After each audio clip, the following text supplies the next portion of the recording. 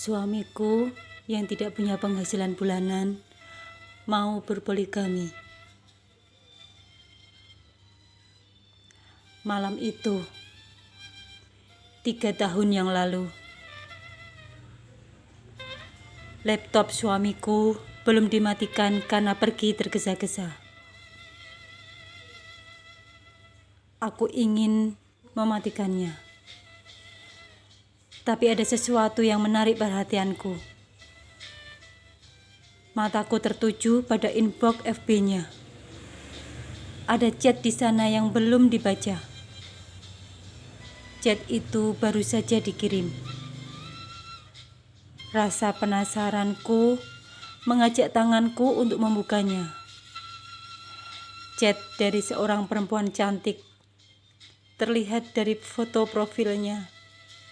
Aku membacanya. Dan betapa terkejutnya aku ketika tertulis kata, "Selamat malam sayang." Chat itu jelas dia ucapkan untuk suamiku. Dengan perasaan yang hancur, aku memberanikan diri untuk membaca chat mereka sebelumnya. Kata demi kata, sangat menusuk hatiku. Chat mereka setiap hari, bahkan setiap jam. Sampai berhenti di kalimat, "Aku akan menikahimu." Ya, kata itu tertulis dari tangan suamiku. Hatiku terasa disambar petir. Tubuhku lemas seperti tak bertulang. Air mataku mengalir deras tanpa bisa tertahan. Inikah sosok lelaki yang jadi imamku? Laki-laki yang berwibawa dan santun. Ternyata di belakangku punya kekasih. Dan bahkan mau berpoligami. Apakah aku siap berbagi cinta dengan perempuan lain? Apa aku sanggup berbagi sayang dengan maduku? Tidak, tidak akan pernah. Aku tidak pernah bisa. Aku berteriak dalam tangisku. Hening. Hanya suara isak tangis yang terdengar. Berapa jam kemudian, suamiku datang dan mendapatiku duduk di lantai. Dia pun kaget melihat laptop menyala dengan inbox terbuka. Dia mendekapku erat. Maaf itu berulang kali dia ucap. Bahkan sebelum aku berkata apapun. Lama dia memelukku. Dan aku hanya bisa diam dan menikmati tangisku. Kala itu aku bertanya, "Dia siapa?" Dan dia menjawab, "Dia teman SMA-ku." "Dan kamu berjanji menikahinya?" teriakku. "Iya." Jawaban itu singkat, tapi membuat hatiku seperti teriris pisau yang sangat tajam. Sakit, sangat sakit. Ingin aku marah dan memakinya. Tapi untuk apa? Dia laki-laki dewasa yang sudah tahu baik buruk keputusannya. Aku hanya bisa menangis. Menangis dan menangis. Dulu kami menikah di usia yang sangat muda. Kami sama-sama masih kuliah. Hanya bermodal dalil-dalil cinta yang dia agungkan. Dia laki-laki berkarismatik dan ketua organisasi kala itu. Badan kekar dan senyumnya yang manis meluluh lantahkan hati setiap wanita. Tapi aku dulu tak begitu peduli dengan atributnya itu. Karena aku punya trauma dengan laki-laki. Dan bahkan aku punya niat untuk tidak menikah. karena aku tidak mau disakiti oleh kaum Adam itu, seperti yang dialami ibuku.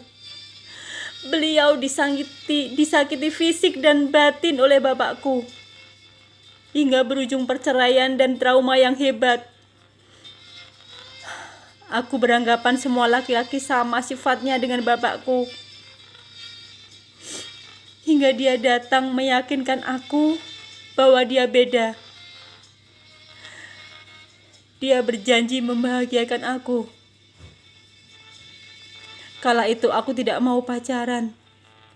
Dan dengan semangat yang menggebu, laki-laki itu menemui ibuku untuk minta izin menikahiku. Meski ditentang kedua orang tuanya, tapi tak mengendorkan langkahnya. Hingga akhirnya kami menikah dengan sederhana.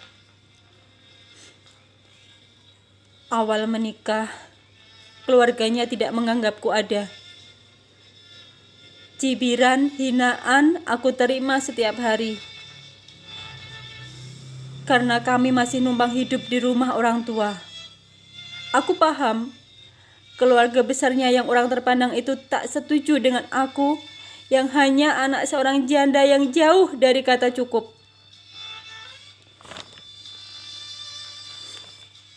Selama menikah, dia membantu orang tuanya jualan di toko sembako. Tidak ada gaji bulanan yang diterima.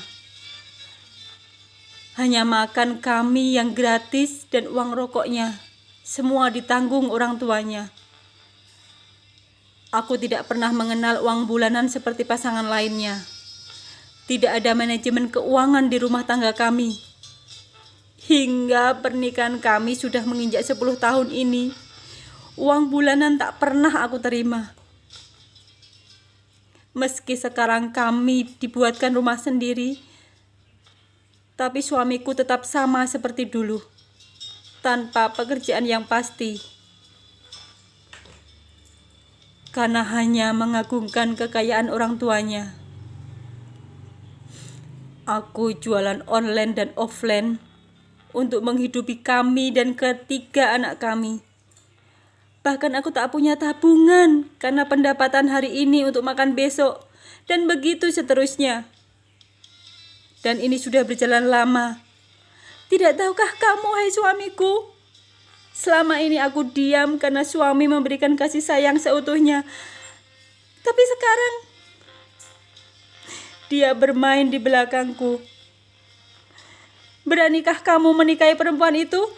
Coba dengan suara lantang, beranikah? Lakukan kalau berani. Aku sudah tidak akan menahannya lagi. Aku sudah tidak peduli apa yang dia lakukan.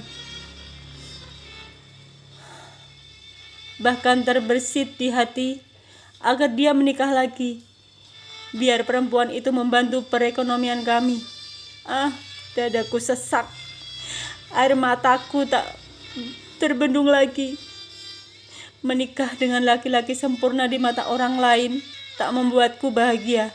Ya, dia laki-laki pujaan kaum Hawa.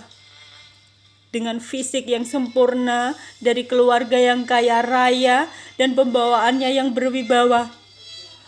Tutur katanya yang manis, membius semua orang. Begitu juga denganku. Aku pun terbius dengan casing palsunya. Menyesalkah aku menikah dengan suamiku itu? Ya, aku sangat menyesal. Kalau akhirnya aku harus menerima perlakuan yang sama seperti yang dialami ibuku. Lahir dan batin aku tersiksa.